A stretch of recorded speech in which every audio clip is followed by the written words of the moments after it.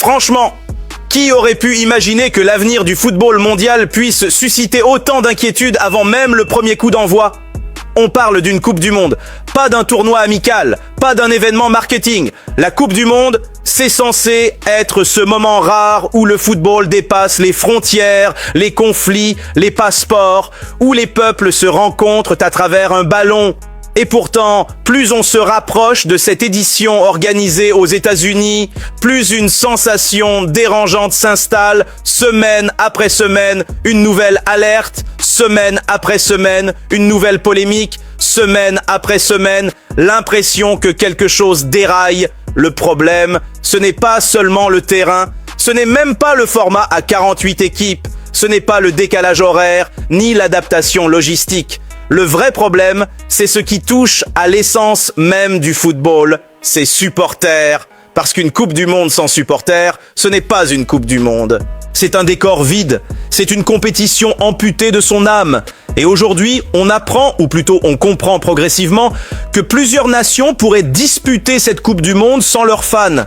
Pas par choix, pas par manque d'envie, mais par décision politique. On parle de pays comme l'Iran, Haïti, et désormais des nations africaines majeures comme le Sénégal ou la Côte d'Ivoire.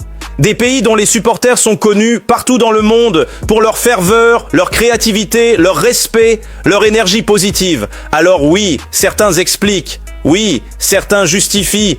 Conflits diplomatiques, questions migratoires, sécurité intérieure. On peut entendre les arguments, on peut les analyser, on peut même tenter de les comprendre. Mais une question reste entière. Est-ce compatible avec l'esprit d'une Coupe du Monde ? Parce que le football n'est pas qu'un produit. Ce n'est pas une simple vitrine, c'est une culture populaire mondiale.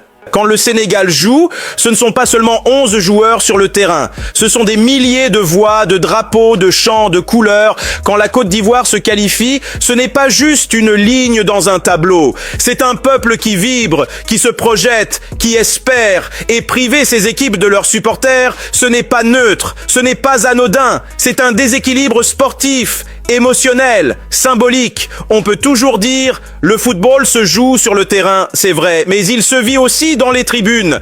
Regardez les grandes épopées de l'histoire. Le Maroc récemment, la Turquie en 2002, le Cameroun, le Sénégal, la Corée du Sud. Ce qu'on retient, ce ne sont pas seulement les buts, ce sont les images, les foules, les chants, les larmes, la communion.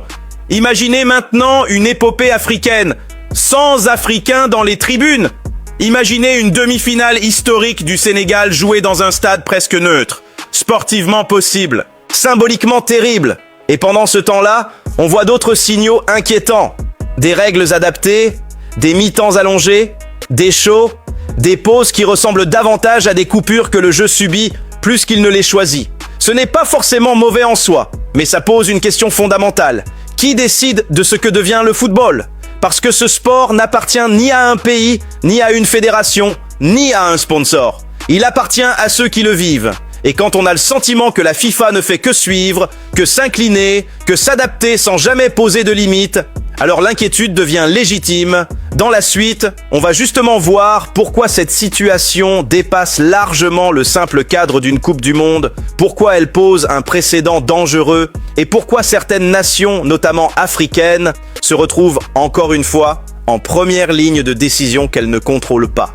Alors maintenant, on va aller un peu plus loin, parce que ce qui se joue ici dépasse largement la question des visas, des supporters autorisés ou non, ou même de cette Coupe du Monde en particulier. Ce sujet compte parce qu'il touche à un équilibre fragile, le rapport de force entre le football mondial et les puissances politiques et économiques. Pendant longtemps, la Coupe du Monde a été imparfaite, parfois contestable, mais elle gardait une règle non écrite.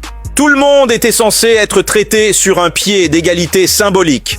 Même quand il y avait des tensions, même quand le contexte était lourd, les supporters finissaient presque toujours par trouver leur place.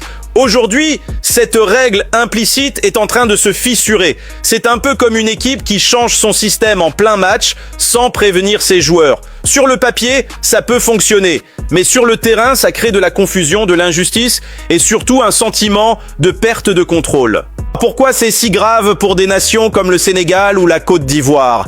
Parce que ces équipes ne sont pas juste des outsiders folkloriques, elles arrivent avec une vraie crédibilité sportive.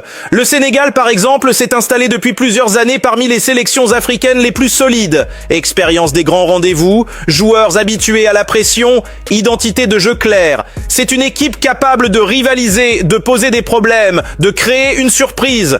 La Côte d'Ivoire, de son côté, revient avec une génération ambitieuse, portée par une histoire lourde et une attente populaire immense. Chaque Coupe du Monde est vécue comme une revanche, comme une possibilité de tourner une page.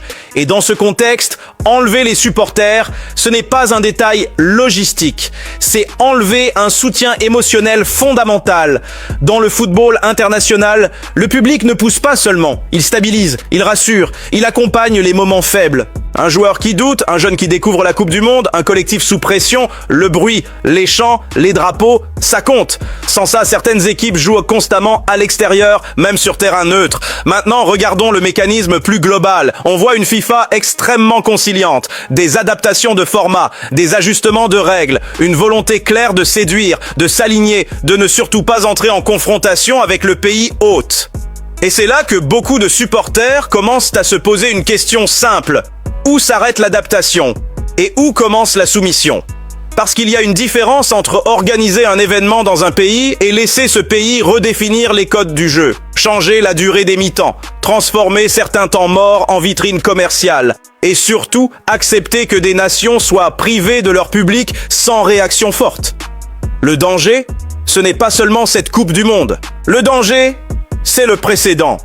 Si demain on accepte qu'un pays hôte choisisse quels supporters sont désirables, alors plus aucune Coupe du Monde n'est vraiment universelle. Et dans ce genre de rapport de force, certaines régions du monde sont plus vulnérables que d'autres.